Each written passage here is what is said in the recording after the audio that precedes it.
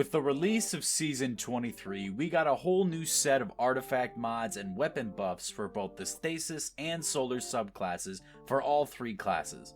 Because of this, Solar abilities have never been better. But on top of all of this, one weapon stands above the others in terms of strength this season for both easier content and harder content such as solo dungeons and Grandmaster Nightfalls: the Polaris Lance.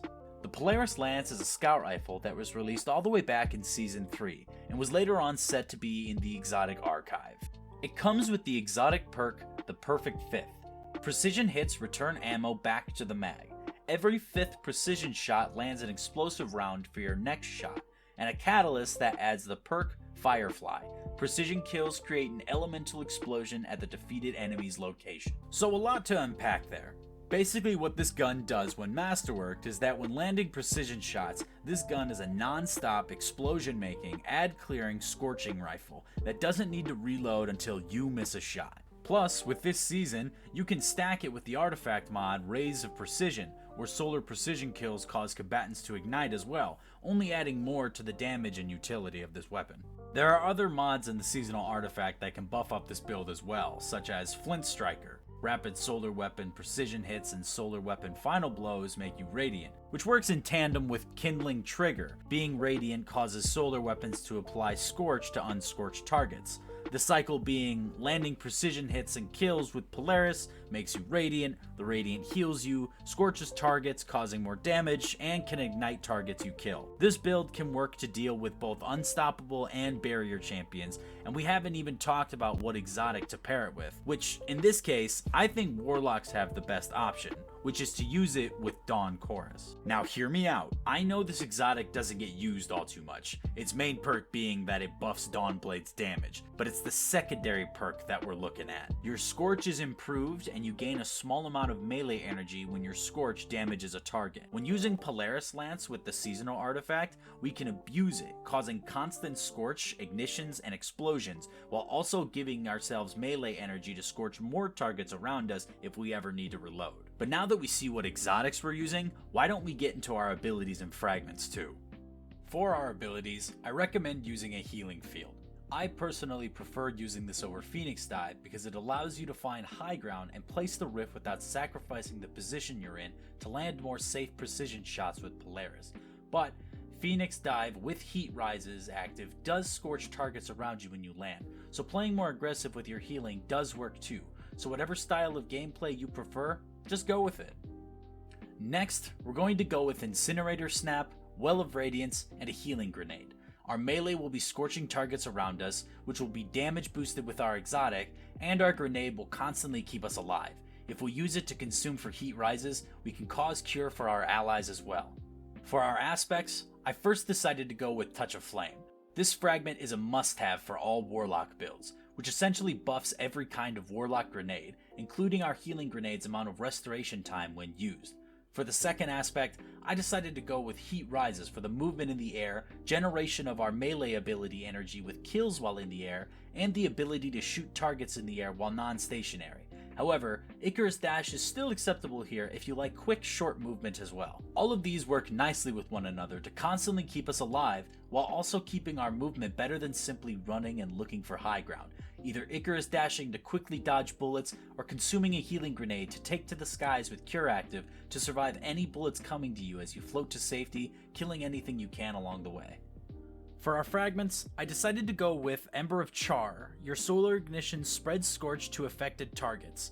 This one is here to make sure that the Scorch is spread throughout whole groups of enemies to cause more damage with Polaris and give us more energy back with Dawn Chorus.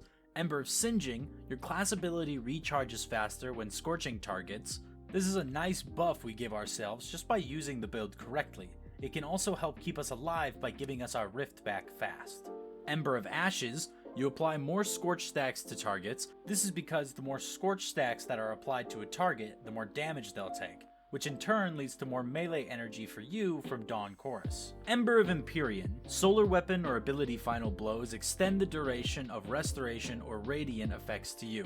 This is just so that when we do get our radiant and restoration effects, we can make it last as long as possible by getting kills with Polaris. However, you could swap this one out with the fragment Ember of Searing. which is defeating scorched targets grants melee energy and creates a fire spray. This is so that when we do kill a target we scorch, we get guaranteed melee energy stacks with our Dawn Chorus amount as well, along with creating a fire sprite, which gives us more melee at the same time. What this all does for us is essentially buff every aspect and angle our Scorch does to enemies, while also buffing yourself in the process. You'll be dealing more damage just by damaging your enemies, and burning everything around you in the process. With the stats for this build, I recommend running 100 Resilience and 100 Discipline. However, having 100 Recovery instead of Discipline is okay too, as long as you make sure you can survive and get the kills to proc your Radiance buff to scorch targets. It should be an endless cycle of scorching and surviving. For our mods on the build, on the helmet we're going to be going with a heavy ammo finder, a harmonic siphon, and a harmonic targeting mod, just to make sure we land our precision shots a bit easier with Polaris Lance.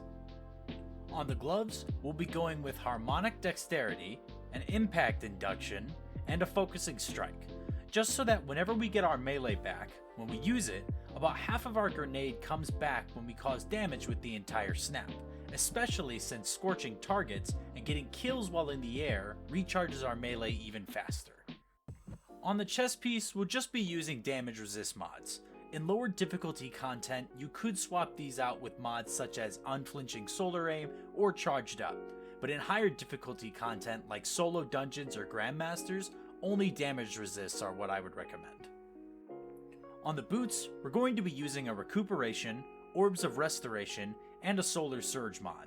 This is so that our Polaris Lance can dish out more damage with its ignitions and explosions, while also giving us more benefits for the orbs it makes, like its instant health and more ability regeneration too.